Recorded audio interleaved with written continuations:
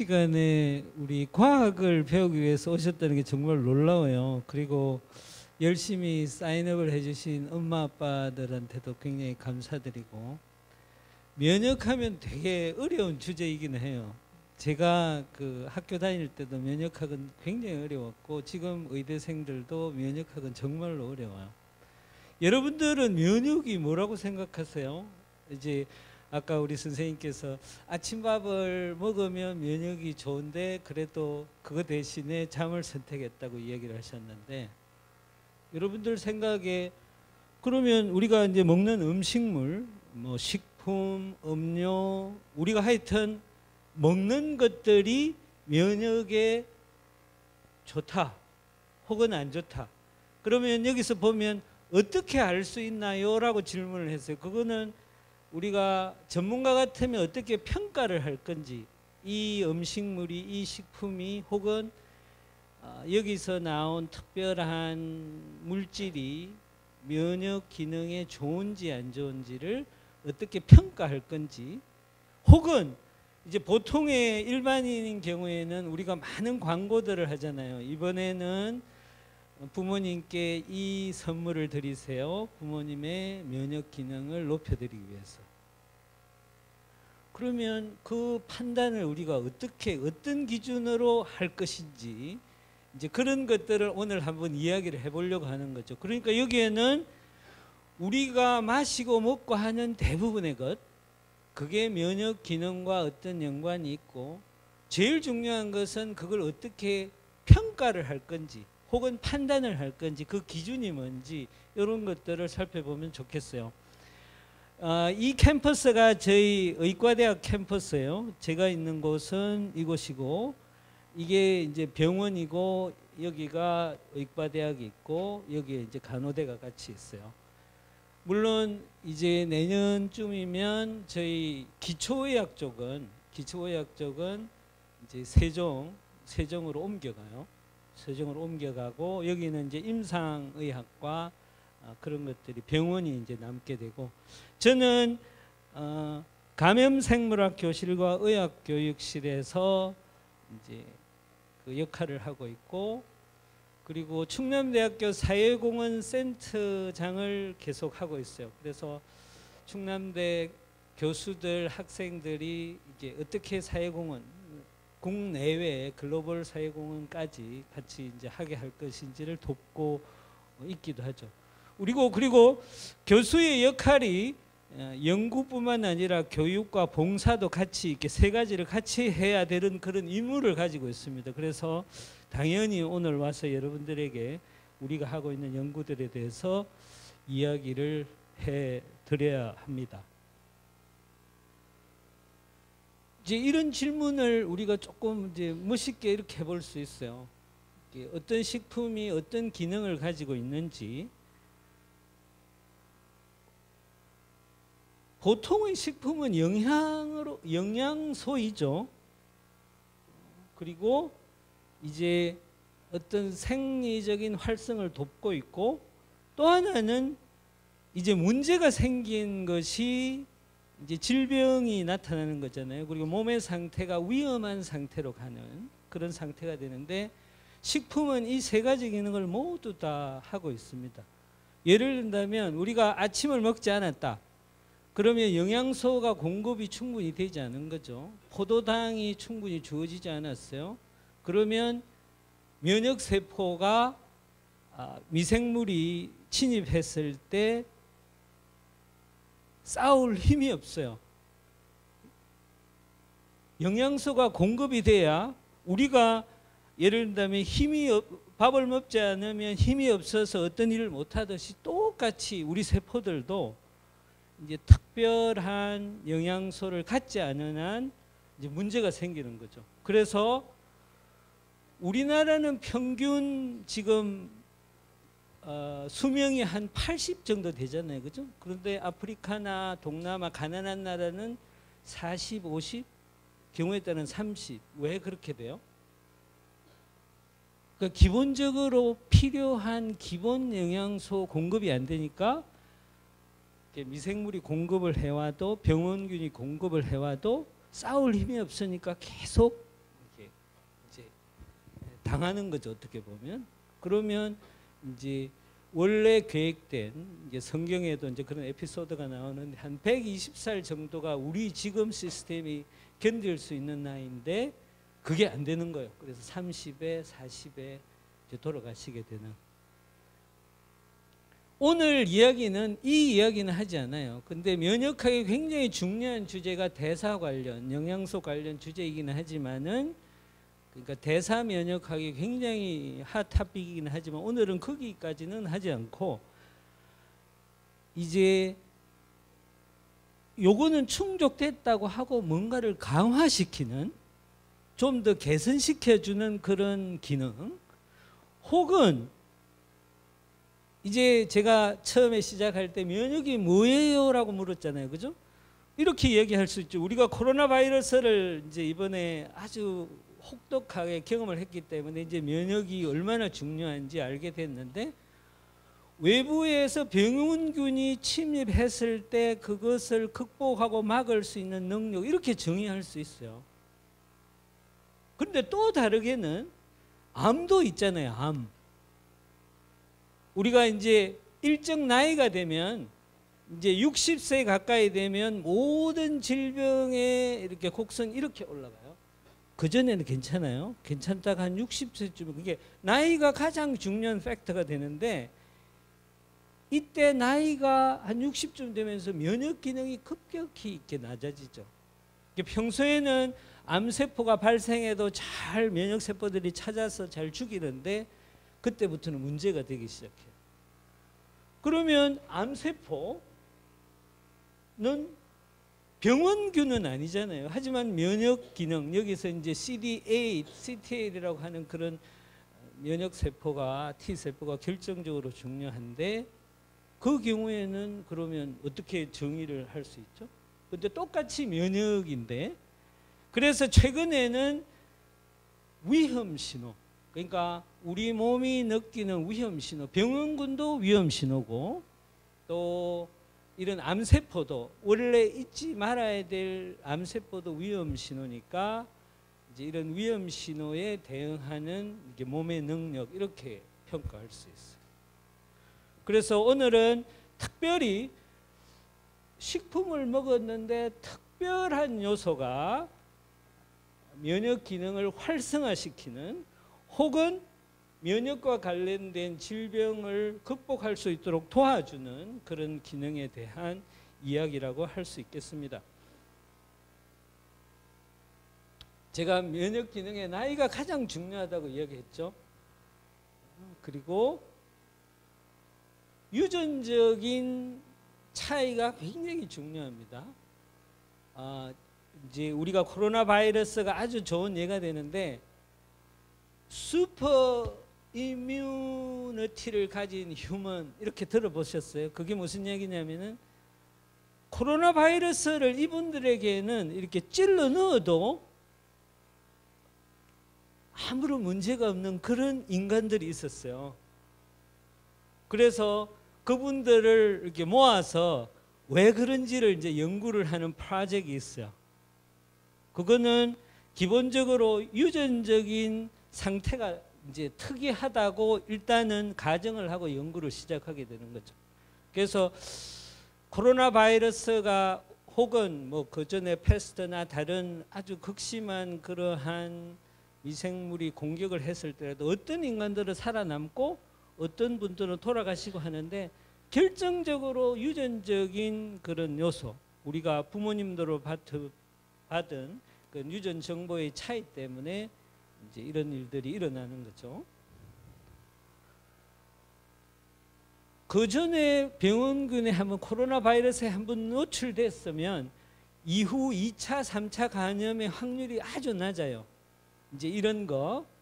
또 우리가 I know. 괜찮아요. 우리가 백신을 맞죠. 그죠? 백신을 맞아서 백신은 뭐죠? 백신이라는 게 뭐예요?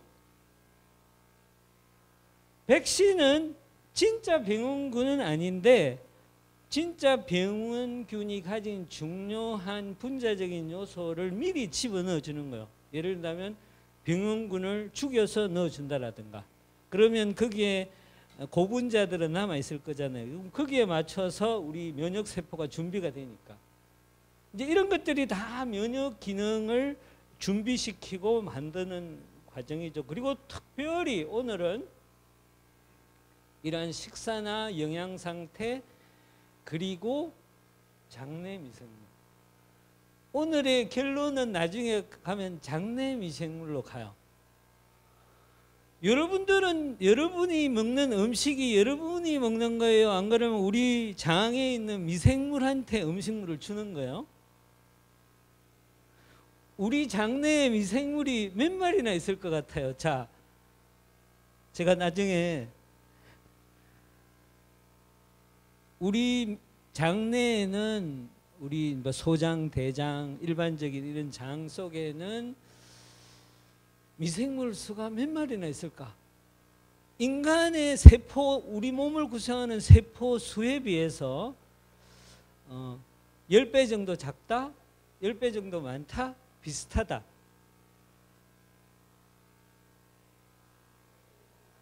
응?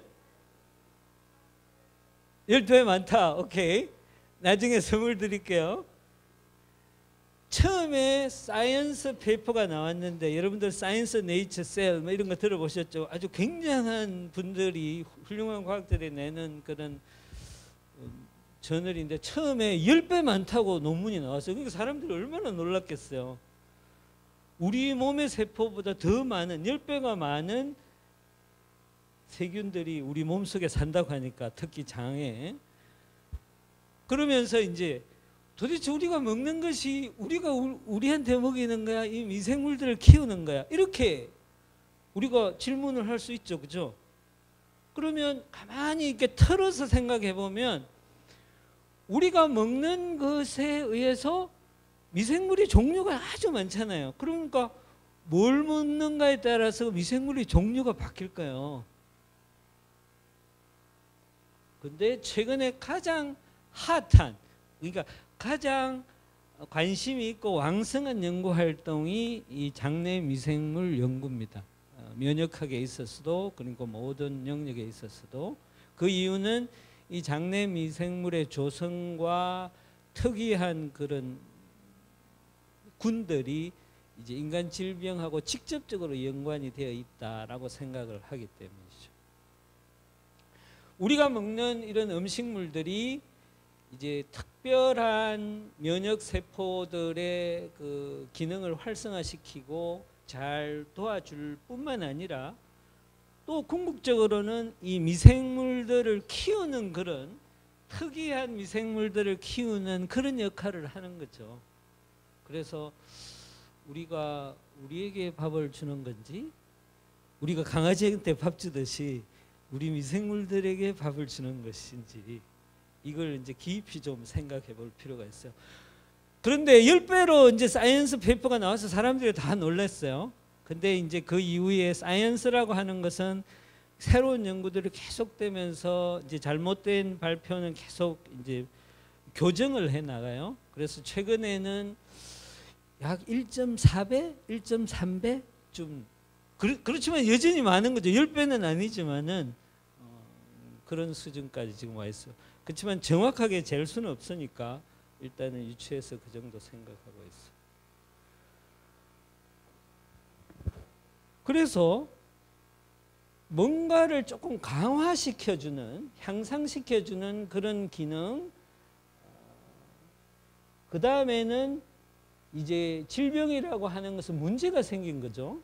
그 다음에 질병 전 단계는 뭔가 위험한 상태가 되는 거죠. 이제 이런 상태를 막아줄 수 있는 그런 기능적인 요소로 우리가 먹는 음식이 면역 기능에 아주 좋아요라고는 기준을 정부나 공신력 있는 기관에서 이제 인정을 해줘야 되니까 질병 발생 위험 감소 기능 혹은 생리 활성 기능 이렇게 이제 인정 기준을 설정해 주고 있어요.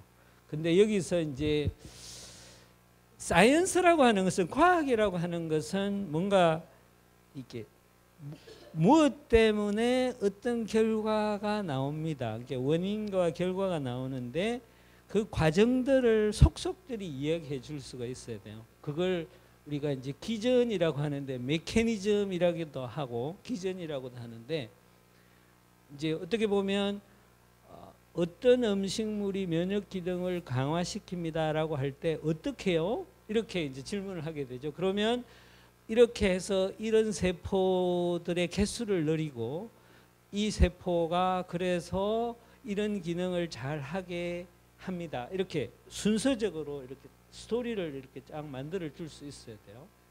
그리고 또 하나는 우리 유기적인 생명, 우리가 지금 몸으로 체험하고 있는 이 생명 현상은 모두 다 분자적인 생화학적인 반응이에요. 분자들이 참여하는 가장 고분자들 DNA, RNA, 단백질들이 주된 그런 역할들을 하고 그게 대사산물들이 있고 리피드 그러니까 지질이나 뭐 당 온갖 이런 이 물질들이 모두 다 화학 물질들이잖아요, 그죠? 그래서 바이오 쪽에 관계되니까 이제 생화학 물질들이라고 하는데 어떻게 보면 분자와 분자 간의 이렇게 상호작용에 의해서 이런 생명 현상이 나타나는 거예요. 그러니까 모든 그 측정과 어떤 과학적인 설명은 결국은 분자들의 상호작용으로 설명이 되니까 이것도 생물학적인 표지, 그래서 바이오마크라고 하는 이런 표지 분자가 올라갔다 내려갔다 혹은 어떤 관계를 형성한다 바뀌었다 이렇게 설명을 할 수 있어야 돼요. 오늘도 이제 면역하기 어려운 이유가 이제 제가 미국에서 가서 보니까 biology equal immunology 그러니까 생물학이 그냥 면역학이더라고요. 생물학 그만큼 이 면역학은 모든 곳에 다 있는 그런 과정이라고 할 수 있겠습니다. 그래서 질병 관련된 그런 생체 표지들 또 생리 활성 관련 생체 표지들 이렇게 분자들의 변화를 분명하게 올라갔다 내려갔다 이런 것들을 데이터로 정보로 제시할 수 있어야 돼요. 그러면 우리가 이제 면역 기능이 저하됐어요. 그래서 면역을 높여주세요. 이렇게 이야기하잖아요, 그죠? 이게 적절한 면역이 이 정도가 돼야 되는데 이렇게 낮아졌다는 거예요. 그리고 너무 과하게 이게 올라갔다는 거죠. 예를 들면 아토피나 우리가 이제 많이 경험하는 알러지나 아토피는 이제 과하게 적절한 것보다 너무 반응하지 않아야 되는데 반응을 하는 거고 이제 이 경우에는 그런 경우가 되겠죠. 반응하지 말아야 되는데 반응하는 경우 이런 경우는 이제 낮아지게 된 거죠. 그래서 면역 능력이 저하됐을 경우에는 이제 말 그대로 이런 위험 신호에 대한 대응력이 약해지죠. 그래서 감기에 걸리고 또 코로나 바이러스에 걸리고 그리고 이제 과민하게 반응하는 게 알러지나 이제 아토피 뭐 푸드 알러지 이런 것들이 다 너무 지나치게 반응을 하는 경우고 이 모든 것들에 대해서 특별히 지금 인체에는 이런 기관들이 있어요.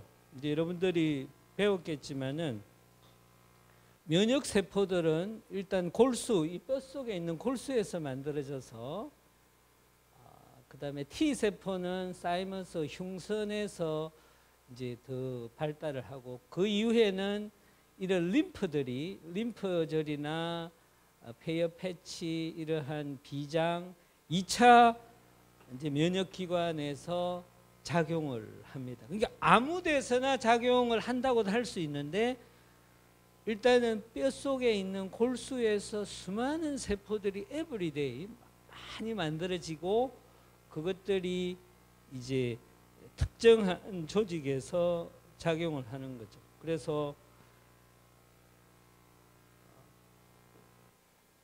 그래서 우리 줄기세포라는 이야기 많이 들어봤잖아요. 그게 원래 시작되는 세포에서 이렇게 T셀, B셀, 그 다음에 혈액 속에 이런 대식세포, 이런 온갖 종류의 세포들이 만들어지죠. 그리고 오늘 저의 주된 그 논의의 대상이 되는 이런 수지성 세포도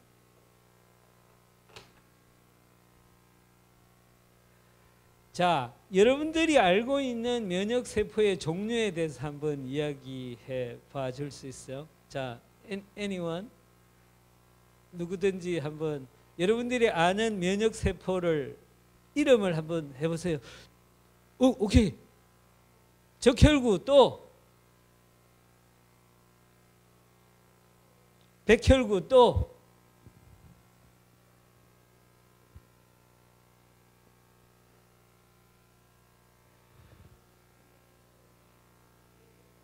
혈소판 또 맞습니다.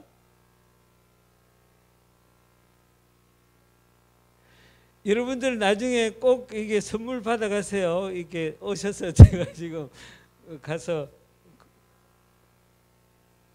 지금 NK 세포는 건강보험에도 들어가 있어요. 그러니까 이제 NK 세포의 수가 이제 어느 정도냐를 측정하는 NK 세포는 말 그대로 이게 암세포들을 이렇게 죽인다라든가 이렇게 감염된 세포를 죽이는 아주 직접적인 세포이고 그 외에도 이런 이제 포식 세포 그러니까 미생물들이 나타나면 얘들은 가서 이렇게 먹어버려요. 그러니까 이게 찾아다니면서 그리고 온 몸에 이렇게 있으면서 나쁜 균이 들어오면 이렇게 먹어요. 그래서 파지라고 그러는데 포식이라고 이야기를 하고 수지상 세포도 그 중에 하나고 근데 이제 이 수지상 세포는 수지상 세포 먹기도 하지만 먹고 B셀이나 T셀이 만들어질 수 있도록 도와줘요. 그래서 이 세포의 종류가 이렇게 구별이 됩니다. 하나는 가장 초기에 바로 미생물들을 알아보고 자, 이 면역세포가 얘가 암세포인지 혹은 나쁜 병원균인지 어떻게 알 수 있어요?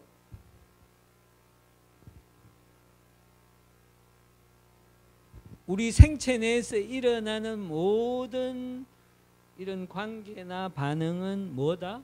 분자 간 상호작용이다. 자, 이번에 왜 코로나 바이러스가 어떤 수용체를 통해서 이렇게 들어간다고 계속 이야기가 나오잖아요. 그러니까 그 수용체가 없으면 이 코로나 바이러스는 못 들어가는 거예요. 이게 우리는 그냥 코로나 바이러스가 아무렇게나 막 들어갈 수 있다고 생각하는데 그렇지가 않다는 거예요. 그러니까 분자와 특정 분자 간의 특이적인 반응이 있어야 그 다음이 전개가 되는 거예요.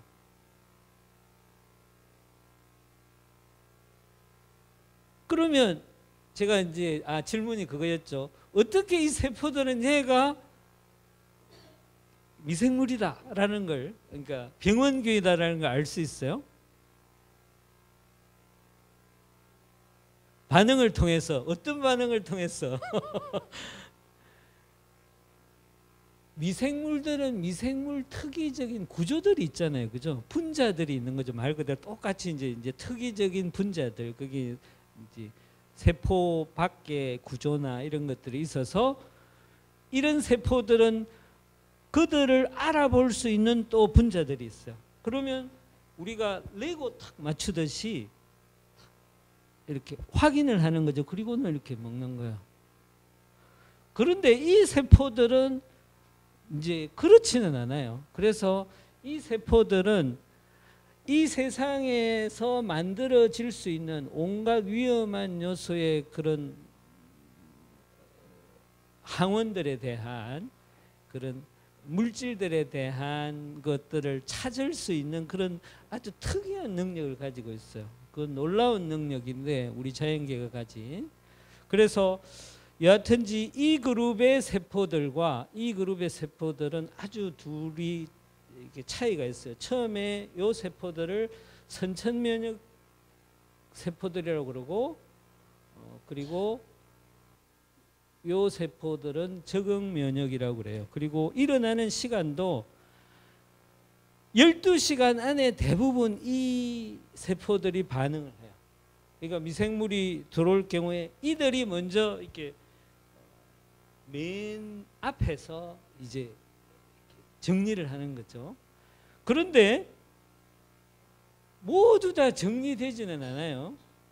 그때 이제 하루, 이틀, 사흘, 나흘, 일주일 정도 되면 항체도 만들어지고 또 T 세포 중에서도 작동하는 아주 새롭게 만들어진 T 세포들이 생기면서 이제 한 일주일 걸리면 이제 굉장히 감기가 이제 이렇게 잦아드는, 이제 우리 아가들 이제 키워보신 분들은 아시겠지만은 감기에 걸려서 일주일 정도면 이제 정리가 되기 시작하죠. 그래서 미국에서는 병원에 가면 일주일, 병원에 안 가면 7일이라고 할 정도로, 그러니까 자연적으로 보통 이제 7일이면 일주일이면 이제 바이러스 같은 것이 이제 정리가 되죠. 그때 이 초기에 반응하는 세포들과 이후에 반응하는 세포들이 이렇게 다르다. 특히 B셀, T셀이 이후에 작용한다. 그리고 이 세포군은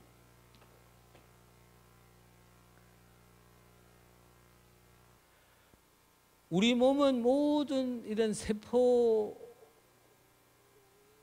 벽이 이렇게 있어요. 우리 장도 그렇고 우리 피부도 그렇고 그다음에 우리 호흡기의 그런 점막들도 그렇고, 그래서 일정한 장벽을 이루고 있고 거기에는 많은 물질들이 만들어져요. 그 나쁜 병원균들이 침입하지 못하도록 하지만 이제 문제가 생기죠.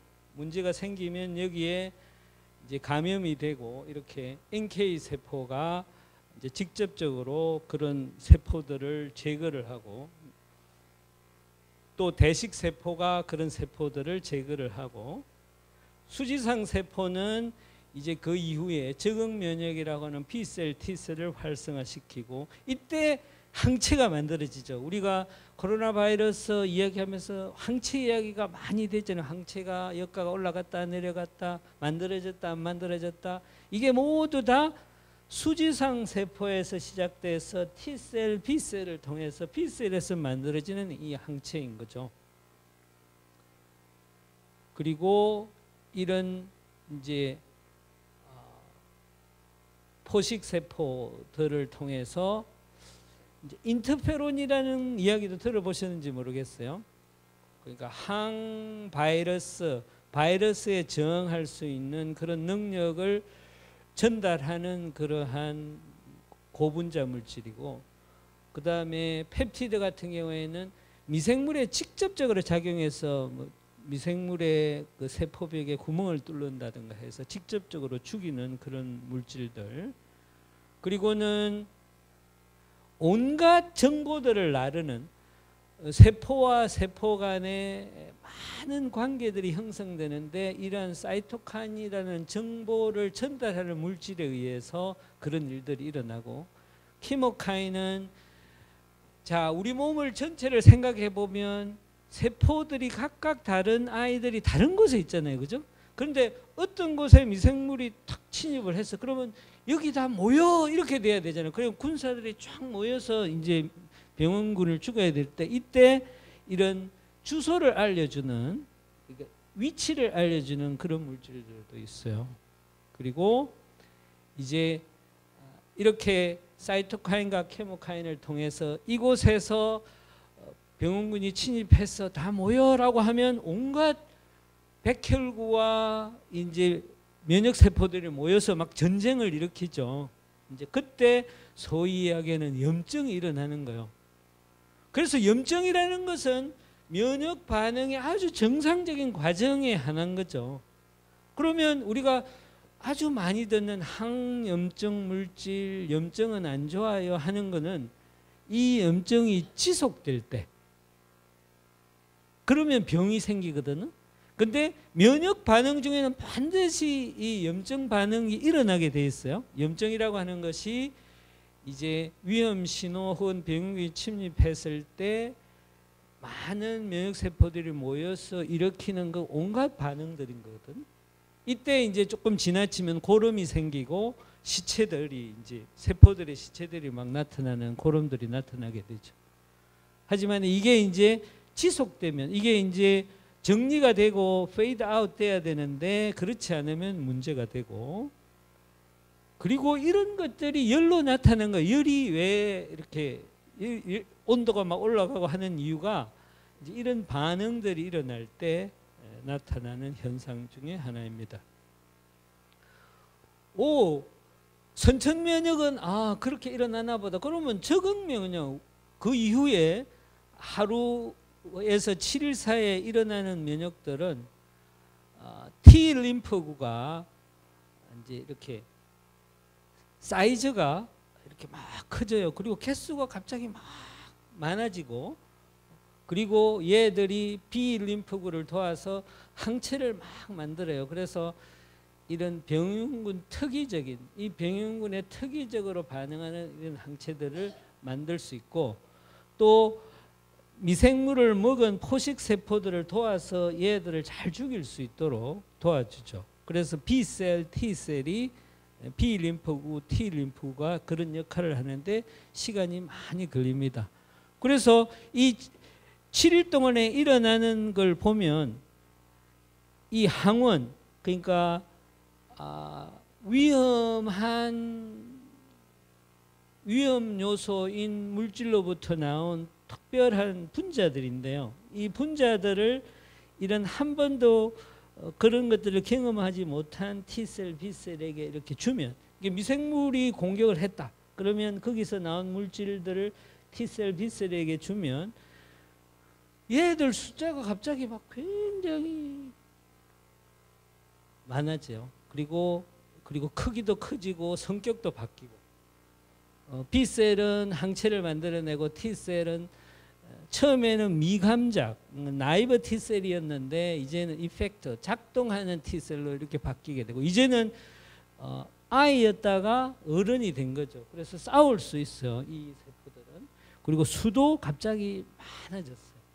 처음에는 이 항원에 이 미생물의 특이적인 이 세포수가 몇 개 안 됐었는데 갑자기 숫자가 많아지면서 이제 온 몸에 다니면서 특별한 그 병원균을 죽일 수 있는 몸의 상태가 되는 거죠. 그래서 우리가 포도당을, 그리고 영양소가 충분히 공급돼야 될 이유가, 이렇게 갑자기 이렇게 수가 많이 늘어나려면 에너지가 많이 공급돼야 될 거잖아요. 그죠? 성장을 해야 되잖아. 그래서 이게 안 되면 이제 계속 감염 상태가 되고 병을 잃게 돼요. 그래서 가난의 문제가 그렇게 이제 중요한 거죠. 잘 먹는 것이 그 모든 것의 기본이 되는 거예요. 그래서 오늘 우리 테이크홈 메시지, 우리 특히 학생들, 아기들은 잘 먹어야 돼요. 그리고 골고루 잘 먹어야 되는 엄마 말씀이 그냥 진리 중에 진리인 거예요.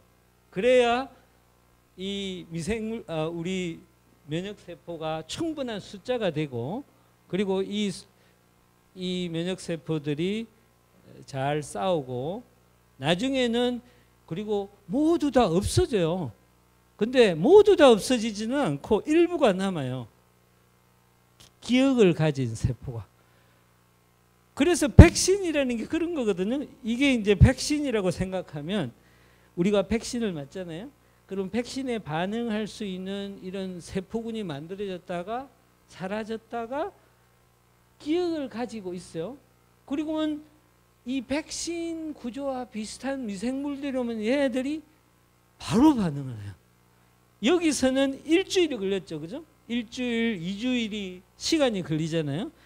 얘들은 바로 준비가 되기 때문에 바로 나와서 싸움할 수가 있어요. 그래서 백신을 반드시 맞아야 되는 이유가 그런 거죠.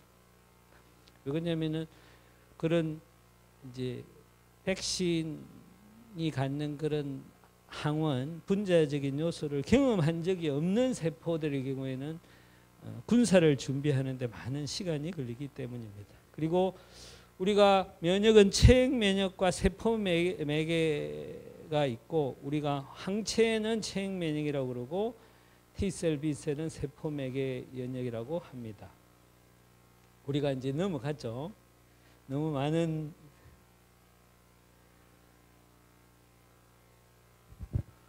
그러면 우리 몸은 온갖 곳에서 다 이 병원군이 침입할 수 있잖아요. 근데 우리 몸은 이렇게 온갖 그물망으로 다 이렇게 덮여 있어요. 그러니까 각 세포에서 나오는 그 체액을 모으는 림프관들이 이렇게 온몸에 포진되어 있고, 림프절이라고 이렇게 딱딱딱딱 이렇게 중요한 허브처럼 이렇게 모여 있는 곳이 있죠, 그죠? 그 주변에 있는 림프망이 거기서 모여서 이렇게 이제 여기서 T셀, B셀이 작용하는 그런 구조를 가지고 있어요. 그런데 이 림프, 온갖 세포 속에 있는 수지상 세포가 이제 그 속에 있는 항원들을 채집해서, 그게 우리 몸의 항원이든지 우리 몸의 물질로부터 나온 조각이든지 침입한 병원군의 조각이든지 뭐든지 가지고 와요. 가지고 와서 이제 B셀, T셀한테 그런 것들을 주는 거죠. 그러니까 우리 몸은 이미 이제 그런 구조를 가질 수 있도록, 그래서 조직으로부터 혈액으로부터 가지고 와서 다시 그 부위로 가서 이제 반응을 한다고 생각하시면 되고, 특히 수지상 세포가 이제 이렇게 생겼어요. 그 온몸을 다지면서 이렇게 분자들을 채집을 하는 거죠. 이 분자들이 우리 몸에서 우리가 많은 것을 먹고 또 많은 균들이 우리를 침입하는데 그것들을 채집하는 그런 역할들을 이런 수지상, 이게 팔들이 막 나와 있잖아요, 그죠? 그리고 이 수지상 세포에 의해서 T셀이 이제 만들어지는데, T셀도 종류가 여러 개가 있어요. 여러 개가 있는데, 예를 들면 TH1이라는 세포는 인터페론을 만들고 대식 세포를 만들고 IgG를 만들고 미생물, 세포 내 미생물들을 잘 죽일 수 있도록 도와주는, 이렇게 세포마다 다양한 역할들을 할 수 있게끔 다양한 T셀들을 만들어내는 역할을 한다. 특히 인터페론이 그러한 바이러스 싸움에 있어서 되게 중요하고, 수지상 세포가 이 모든 것을, 이 정보들을 딜리버리하는 그런 역할을 한다고 보면 될 것 같습니다. 우리 이제 코로나 바이러스를 조금 염두에 두고, 그러면 코로나 바이러스가 들어왔을 때 가장 먼저 반응하는 것이 제1형 인터페론이라는 물질이에요. 제1형 인터페론은 우리 세포가 바이러스에 잘 저항할 수 있는 상태로 만들어주는 물질이에요. 그리고는 이제 NK 세포가 감염 세포를 이렇게, 처음에는 인터페론, 제1형 인터페론이 작용하고, 그 다음에 NK가 작동을 하고, 그 다음에는 이제 CD8, CTL이 작용을 하고, 그리고는 B셀이 이제 항체를 만들어내죠. 여기에 보시면 이제 바이러스가 막 올라가다 그 다음에는 이제 점점 줄어들죠, 그죠? 이제 그 이유가 이렇게 처음에 제1형 인터페론이 NK가 작동해서 이제 바이러스가 점점 줄게 되고, 거기에 바이러스 특이적인 CTL이나 항체들이 이렇게 시기별로 다르게 이제 나타나는 거죠.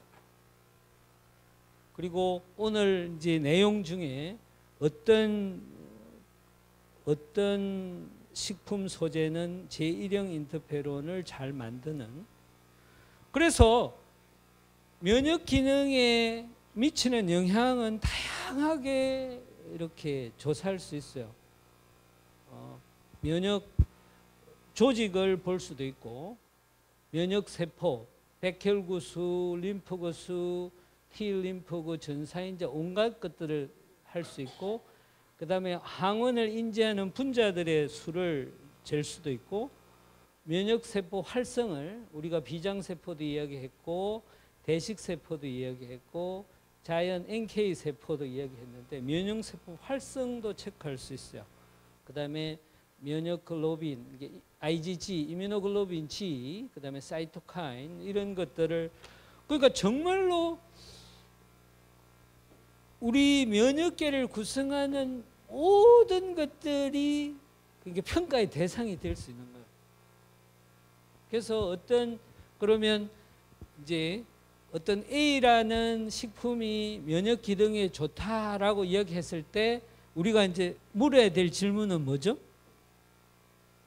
어떻게, 어떤 세포에 영향을 줘서 어떻게 면역 기능을 돕는지 묻게 되겠죠. 왜냐하면 우리 몸의 모든 곳에 다 면역 세포들이 있고 다양한 기능들을 수행하고 조직들이 있고 기관들이 있는데, 그러면 이 식품 소재가 면역 기능에 좋다라고 이야기할 때 구체적으로 어떻게 좋은 거냐라고 우리가 질문해 볼 수 있어야 되는 겁니다. 제 같은 경우에는 저희 연구의 초점은 이 수지상 세포였어요. 수지상 세포는 온갖 곳에서 항원을 가지고 와서 이 림프절에 들어와서 B셀, T셀을, 특히 T셀을 활성화시키는 항원을 채집해서 처음으로 T셀이 활성화되도록 돕는 그 세포죠. 그렇지만은 아까 그 리스트, 정부에서 만든 그 리스트에 수지상 세포는 없었죠, 그죠? 그래서 이제 저는 여기에 연구를 하게 되는 거죠. 왜냐하면 수지상 세포는 선천 면역과 후천 면역을 연결하는 중요한 브릿지이니까. 그리고 수지상 세포는 처음에 각 조직에 있을 때는 이런 상태예요. 그러니까 이게 손이 많지 않죠. 근데 여기에는 이제 손이 많이 나와 있죠. 그게 이제 상태가 이렇게 바뀌게 되는데, 그때는 이 경우에는 황원을 채집할 수 있는 포식 능력이 아주 강하고, 이 경우에는 그 능력이 이제 떨어지게 돼요. 그 대신 다른 분자들이 많이 나오기 시작하는 거죠. 말 그대로 바이오마커들이 많이 만들어지는. 그래서 이 상태를 이제 저희들은 이제 측정을 하게 되는 겁니다. 이게 이제 시그널 1이라고 그러고 2, 3. 이 세포들의 발현이 정상적으로 일어나야 이러한 필요한 그 작동 T 세포들이 만들어지니까 우리는 이것을 측정하겠다, 이렇게 이제 결정을 하고 저희들이 이제 측정을 하기 시작한 거죠. 이 분자들은 어떤 것은 이 수지상 세포와 T셀의 반응에 반드시 이렇게 막는 그런 것도 있고 또 활성화시키는 그런 분자들도 있어요. 그래서 이 분자들의 그런 조합을 같이 측정하는 거죠. 방법은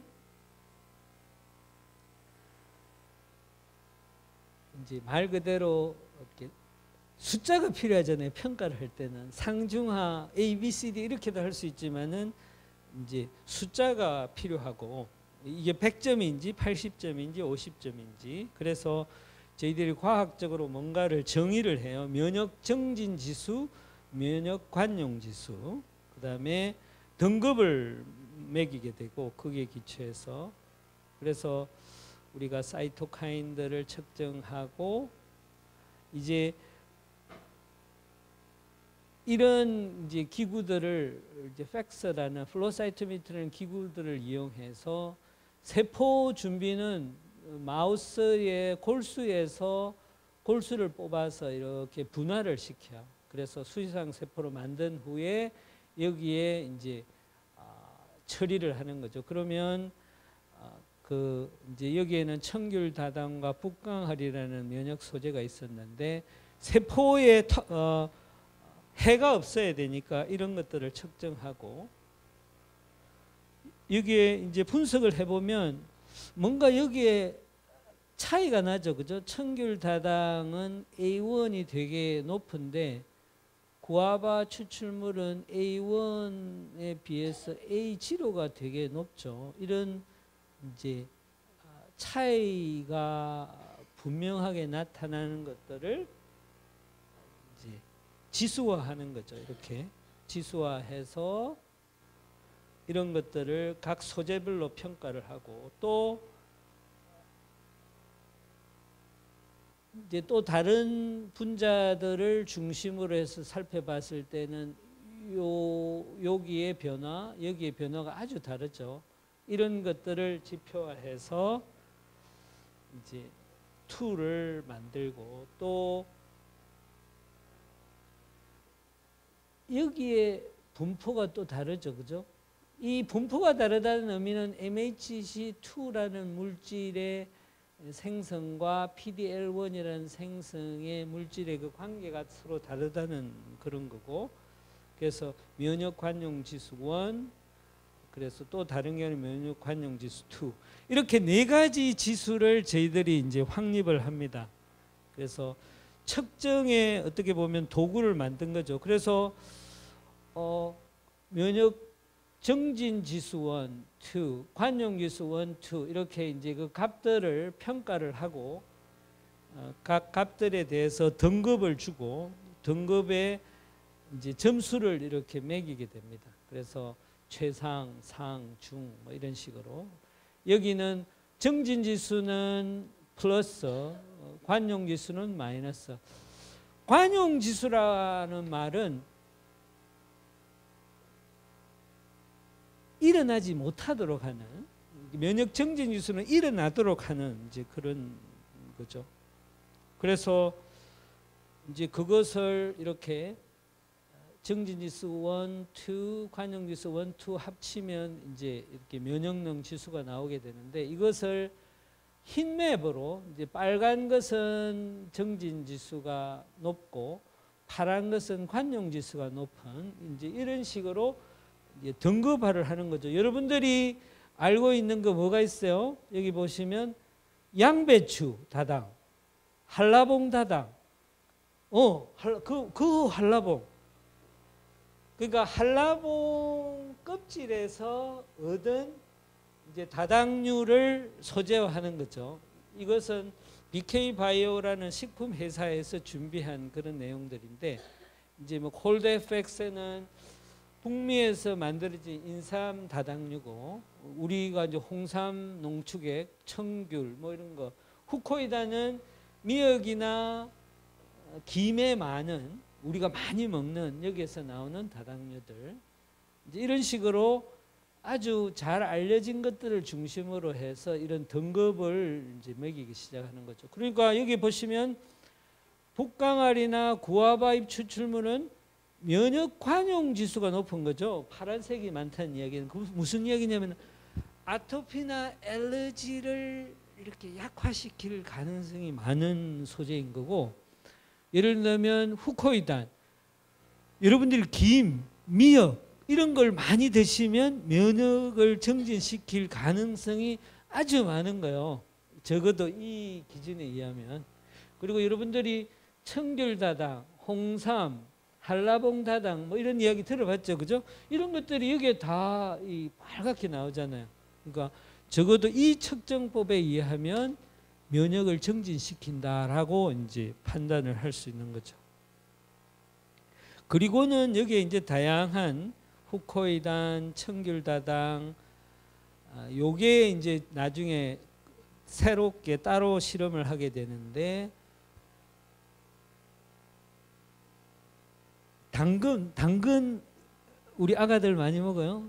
당근의 껍질에서, 이게 당근 주스를, 껍질이 아니고 당근 주스를 뽑고 남은 그런 물질, 당근 주스를 추출하고 남은 거기에서 나온 다당, 그게 이제 CP 다당이라고 이야기를 하는데, 캐럿, 여기도 이제 굉장히 말같죠. 이게 면역 정진을 많이 시키고, 홍상 농축액, 그 다음에 스피루리나 구아바, 북강알, 이런 종류들은 잘 알려진 것들이죠. 특히 북강알, 구아바는 아주 좋은, 아토피나 엘러지에는 아주 좋은 그런 소재일 가능성이 높은 거죠. 자, 이제 온갖 바이러스나 원생생물이나 세균이나 바이러스가 침입할 때 여기서 나온 그 물질들을 모두 다 항원 제시세포, 특히 수지성 세포가 채집을 해서 이제 사이토카인의 영향을 받아서 T셀을 이렇게 다양한 종류를 만들어요. 이제 우리가 주로 TH1에 대해서 이야기했었는데, 특히 항바이러스를 이야기할 때 이제 이런 것들이 모두 다 중요한 역할들을 하죠. 그리고 이것들이 이제 강화되면서 이런 사이토카인들을 많이 만들어내요. 각각 특이적인. 그러니까 T셀도 종류가 다 다른 거예요. T셀이 다 하는 역할이 다 달라요. 그리고 이게 이제 너무 지나치면 이제 병이 됩니다. 여기 보시면 이게 튜머가 생기고, 이제 사이토카인 폭풍 들어보셨죠? 그 다음에 자가 면역 들어보셨고, 이런 것들이 너무 지나칠 때 이제 이런 것들이 나타나는 거예요. 그래서 이제 면역은 항상 균형이다. 그러니까 이 균형이 깨지면서 한쪽으로 가면 면역 저하가 생기고 한쪽으로 가면 면역 과잉이 되면서 이제 자기를 공격하는. 그래서 항상 이렇게 균형을 갖는 그런 상태로 유지하는 게 최선이다. 그러면 그 접점이 어디냐? 그건 경우마다 다 다르겠죠. 그래서 저희들은 이제 사이토카인도 측정을 하고, 이 경우에는 포식 세포에서 측정한 거, 여기서는 수지성 세포에서 측정한, 그래서 후코이단, 우리에서 김이나 미역에서 많이 볼 수 있는 후코이단이 갖는 청귤다당, 그 다음에 당근박다당, 홍삼 농축액에서 보이는. 자, 그러면 우리가 이제 시중에 나가면 홍삼 농축액을 많은 회사에서 팔잖아요. 그죠? 근데 그 홍삼이 같은 종이나 같은 종일 수도 있고 아닐 수도 있고, 그 다음에 그 프로세스하는 과정이 아주 다를 수도 있죠. 그죠? 이제 그런 것들이 이 데이터로 나타나는데, 자, 우리 후코이단은 회사에 따라서 뭔가 정도가 조금 차이가 나지 이제 면역 정진에 잘 속하고 있어요.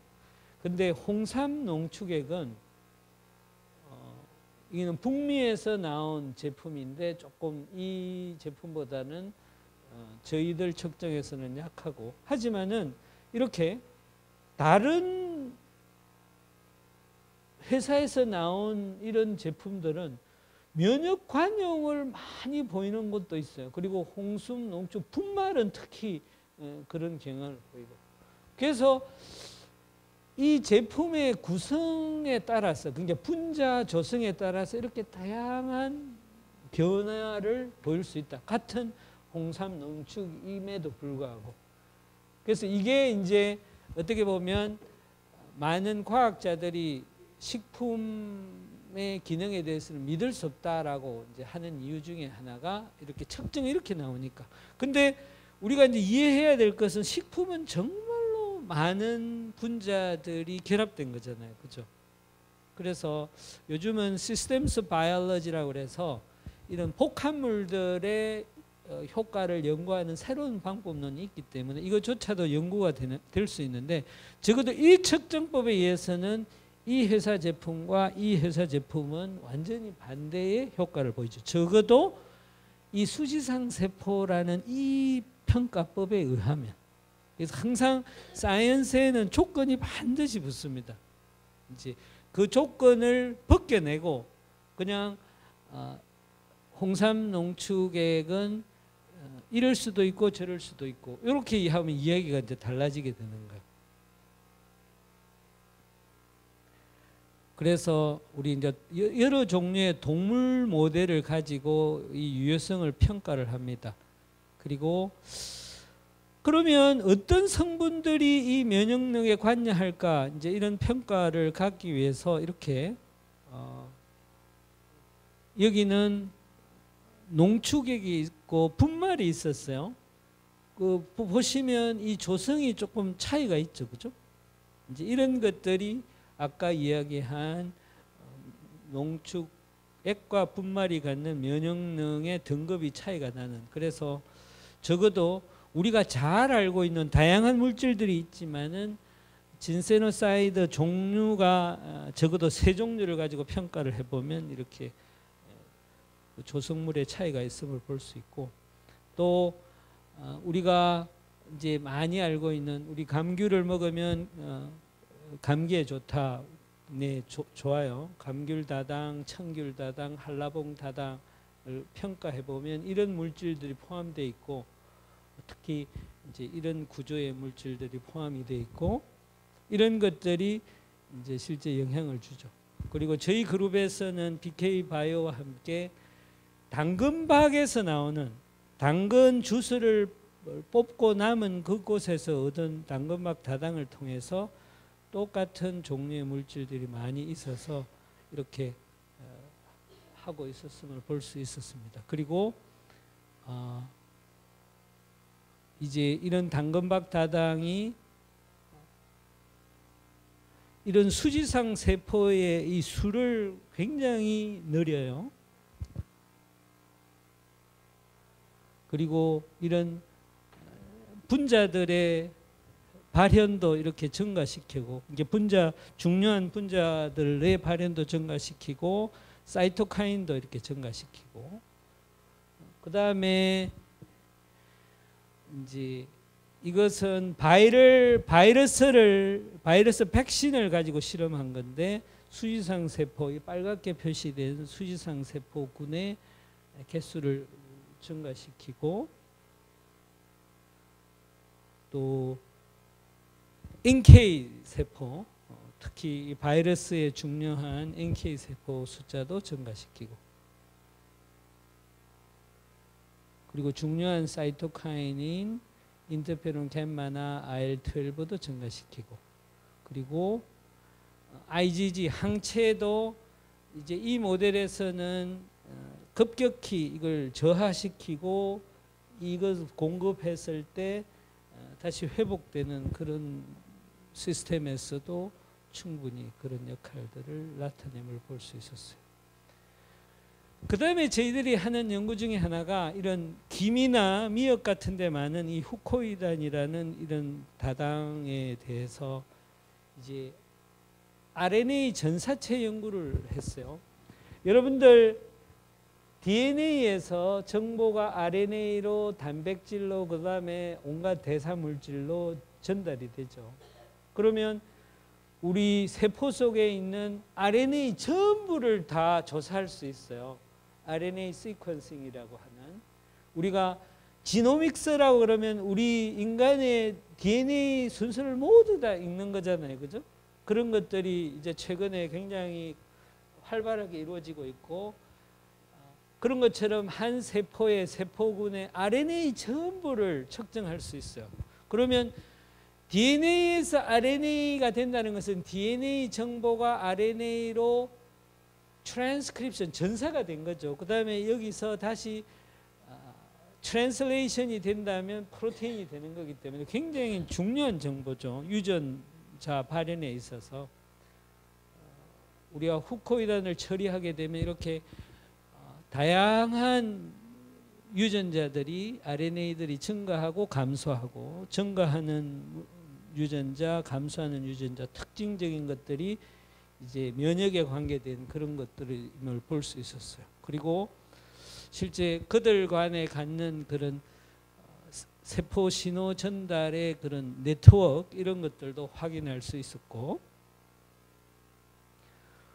그리고 이제 그 유전자들 간의 관계, 특히 증가하는 유전자, 감소하는 유전자를 다시 그들이 갖는 특성 중심으로 다시 구획을 나눠보면 놀랍게도 이렇게 인터페론 시그널링에 관계되는 유전자들이 이렇게 많은 거예요. 그래서 이제 우리가 어떤 결론을 내릴 수 있는 거죠? 후코이다는 항바이러스의 좋은 기능을 가질 수 있다고 표현할 수 있는 거죠. 우리가 바이러스가 공격했을 때 제일 처음에 반응하는 게 타입 1 인터페론이고 NK이고 그렇죠. 그죠? 근데 이렇게 인터페론, 타입 1 인터페론이 이제 많은 거죠. 그리고 이런 분석을 통해서도 결국 타입 1 인터페론 그런 유전체들이 많이 작용하는 것들을 볼 수 있고, 이런 분석에서도 모두 다, 그러니까 우리가 김, 미역 이런 것들을 많이 먹으면 이런 코로나 바이러스나 바이러스에 대한 저항성을 굉장히 높일 수 있다는 거죠. 적어도 수지상 세포에 관한 연구를 살펴보면 우리가 아까 본 것처럼 이렇게 제1형 인터페론이 초기에 아주 중요하잖아요. 그리고는 이제 저희들이 한 연구 중에 하나가 식품 알레르기 동물 모델을 가지고 이야기를 했어요.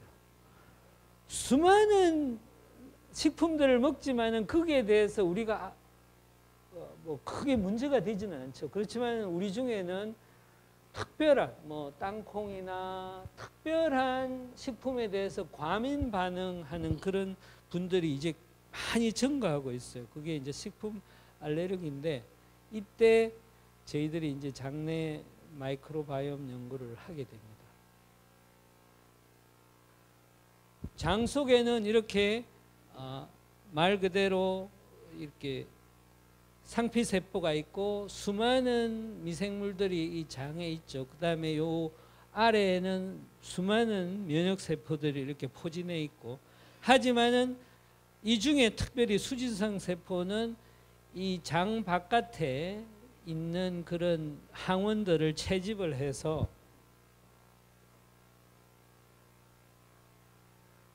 이렇게 수지상 세포가 손을 뻗어 가지고 이 바깥에 있는 이런 미생물들을 채집을 하고 옆에 면역 세포들을 도와서 이제 면역 활동을 수행하죠. 그리고 림프절에서 T셀, B셀을 활성화시키고 이런 활동을 아주 활발하게 하는 중요한 세포인데, 저희들은 이제 이 특별히 이 푸드 알러지 동물 모델을 이용해서 이제 이 마우스는 이렇게 이제 빨갛게 이렇게 막 주둥이가 바뀌었죠, 그죠?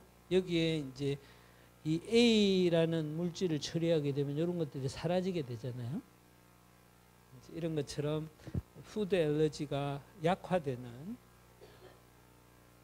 그리고 체온도 아나필락시스 체온도 이렇게 다시 회복되는 알러지 반응이 줄어드는 것들을 볼 수 있었어요. 근데 그 중에 이제 수지상 세포가 이렇게 이 오바라는 그런 물질을 가지고 이제 챌린지를 했을 경우에 이 수지상 세포 구는 줄어드는데, 이 식품 소재를 먹였을 경우에는 이렇게 증가하고 정상으로 돌아가는 이런 양상들이 각 수지상 세포 군마다 특징적인 변화를 보이는 거죠. 이제 마지막 결과 슬라이드인데, 놀랍게도 이제 여기에 챌린지를 해서 이제 알러지가 발생을 하는데, 여기에 우리가 이제 연구하고 있는 물질을 이렇게 처리를 하게 되면 종속과라고 했을 때 미생물군을 과로 이렇게 나눴을 때 분포가 바뀌는 것들이 있어요. 이런 것들은 새롭게 생기죠. 여기도 새롭게 생겼고 여기도 새롭게 생겼고 나머지는 뭔가 있다 없다. 그래서 특정한 것을 먹는가에 따라서 이런 분포가 이제 바뀌기 시작하는 거죠. 그리고 종속이라고 했을 때 속의 수준에서 보면 이런 것들이 좀 더 디테일하게 세밀적으로 나타나게 됩니다. 그러니까 여러분들이 이 가운데서 이것에 비해서 이때가 바뀐 것들이 뭐가 있는지 이런 것들이 새롭게 생기고 있고 여기도 새로 생긴 것 같고 그죠? 이것도 뭔가 새로운 것들이 막 나타나죠. 없어지기도 하고 이런 것들을 보면 이들의 관계가 처음에 초기에 와일드 타입이나 야생형이나 또 우리가 사용하는 그런 돌연변형 마우스에 우리가 오바를 처리했을 때는 대충 여기에 해당해요. 그러니까 모두 다 다르죠. 그리고 여기에 우리가 이제 어떤 물질들을 주면 대충 저렇게 이제 모이는 거죠. 그래서 이 장내 미생물들의 분포가 이렇게 구별되는 것들을 명확하게 볼 수가 있어요. 특별히 이제 어떤 세포군은 이렇게 여기에 있었는데 없어져요. 여기 있었는데 없어지고 이 경우에도 있다가 조금씩 생기고 여기도 많이 있었는데 좀 약하게 있고 이 경우에는 처음에는 아예 없는데 생기는 그런 군이 있어요. 굉장히 흥미로운 군이죠. 그리고 이 경우에는 이제 증가하기 시작하고 이 경우에도 많이 증가를 하고 이렇게 특징적으로 보이는 이제 미생물 그룹이 나타나게 되는 거죠. 그러면 우리는 이제 예를 든다면 이 균을 동정해서 기른 후에 다시 이 동물에게 넣어주면 이 푸드 알러지가 사라질지 이제 이런 연구들을 하게 되는 겁니다. 그래서 우리가 뭘 먹는가에 따라서 이렇게 이제 푸드 알러지가 사라졌을 뿐만 아니라 미생물이 군이 변화가 생겼는데 그럼 미생물 군이 변해서 푸드 알러지가 이렇게 극복이 된 건지 이런 이제 연관관계를 우리가 앞으로 연구하게 될 것입니다. 그래서 특별히 이제 장내 마이크로바이옴에 어떻게 보면 식품 알레르기를 개선하고 치료할 수 있는 그런 장내 미생물군을 확보하게 될지도 모르죠. 이제 이야기를 정리를 하면 우리가 먹는 거에 따라서 결국 이게 미생물들이 이제 바뀌게 되고 근데 이 미생물들이 바뀌는 이 경우는 정말로 많은 요소들이 이미 알려져 있어요. 우리 아기들을 놓을 때 엄마가 정상적으로 분만했을 때와 그렇지 않을 경우에 아기들이 갖는 그런 알러지 반응이 아주 다르거든요. 그때 엄마로부터 아기들한테 공급된 이런 미생물군의 종류가 그 영향을 주기 때문에 그렇게 한다는 그런 연구 결과들이 많이 있죠. 이처럼 장내 미생물은 이미 이제 많은 질병과 연관되기 시작했고 그래서 이제 직접적으로 이 불균형은 문제가 되는 겁니다. 그래서 경우에 따라서는 이런 이제 질병으로까지 연결되고 이미 마이크로바이옴 미생물들이 갖는 전체 그 정보들은 제2의 게놈이라고 그래요.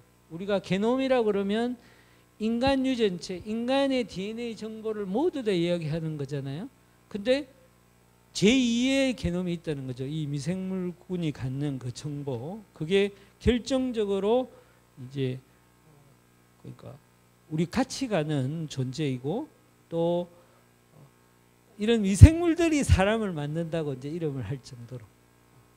그래서 우리가 먹는 것이 얼마나 중요한지 다시 한번 알 수 있습니다.